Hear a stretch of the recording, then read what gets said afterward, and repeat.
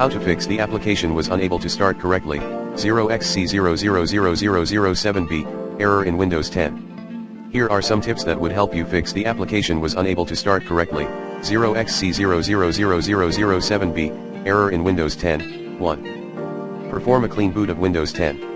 2.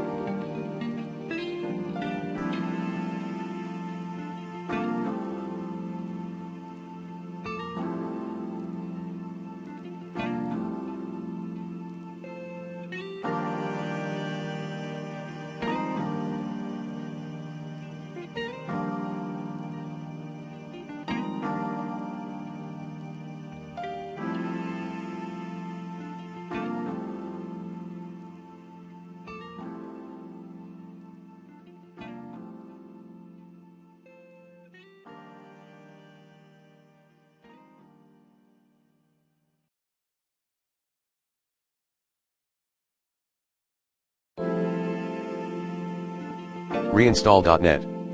Framework 3.5 as admin. 4.